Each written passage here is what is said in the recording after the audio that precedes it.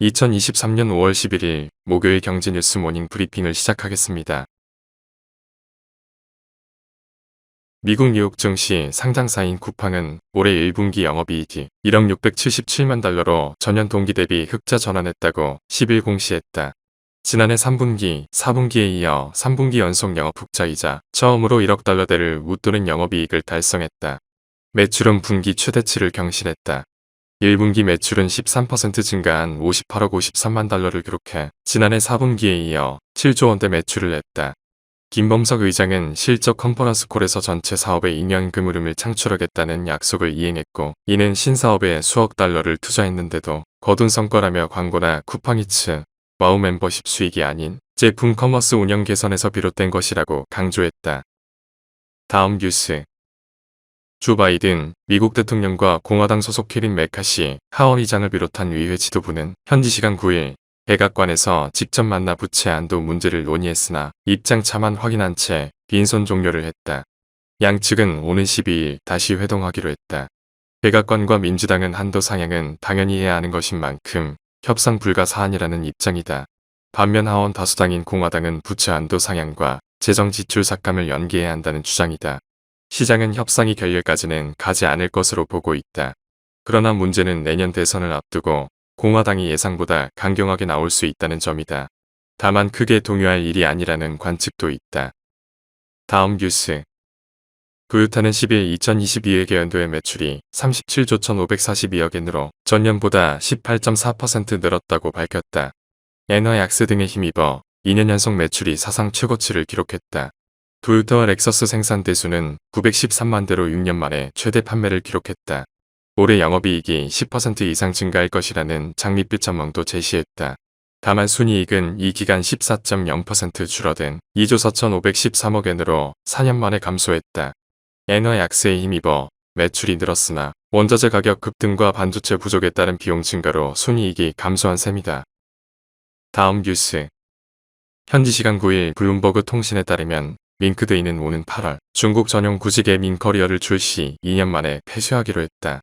2014년 중국어 서비스를 처음 시작한 링크드인의 중국 본토 회원이 한때 5,200만 명에 달했다. 탄탄대로였던 중국 사업은 당국 규제에 급제동이 걸렸다. 링크드인은 당국의 검열 강화에 2021년 소셜미디어 서비스를 종료한 뒤 그해 말 인커리어를 출시했다.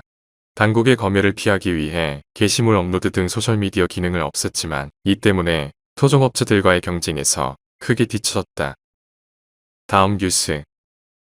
10일 카드업계에 따르면 삼성전자는 카드업체 대상으로 기존의 무료 계약이었던 삼성페이 사용권에 대해 자동 연장을 하지 않겠다는 방침을 서면으로 전달했다. 애플페이가 국내에 도입되면서 삼성전자 입장에서도 무료 수수료 정책을 고수할 필요가 없어졌기 때문이다. 업계에서는 삼성전자가 삼성페이의 애플페이와 동일하게 0.15%의 수수료를 받을 것으로 본다.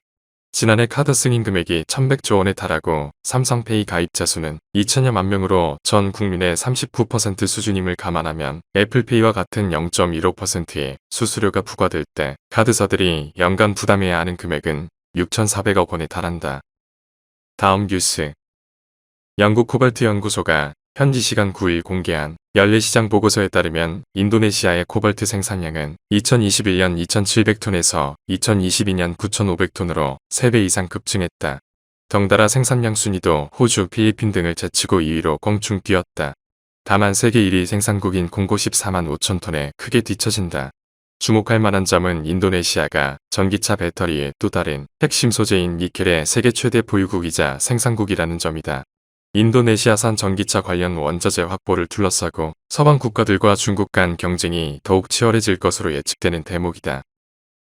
다음 뉴스. 현지 시간 10일 나온 미국 4월 CPI는 전년 대비 4.9%로 집계됐다. 블룸버그 예상치는 5.0%다. 에너지와 농산물 같은 변동성이 큰 항목을 뺀 근원 CPI는 전월 대비 0.4%로 월가 전망 0.4%와 부합했다. 전년 대비 수치가 예상보다 약간 낮고 나머지는 예상 수준에서 나오면서 시장은 안도했다. CNBC는 걱정했던 것보다 나은 숫자라고 평가했다. 다음 뉴스. 하나은행이 고시한 5월 12일 오후 11시 56분 원달러 환율은 1,322원입니다. 시청해주셔서 감사합니다. 더 좋은 영상을 위해 구독, 좋아요 부탁드립니다.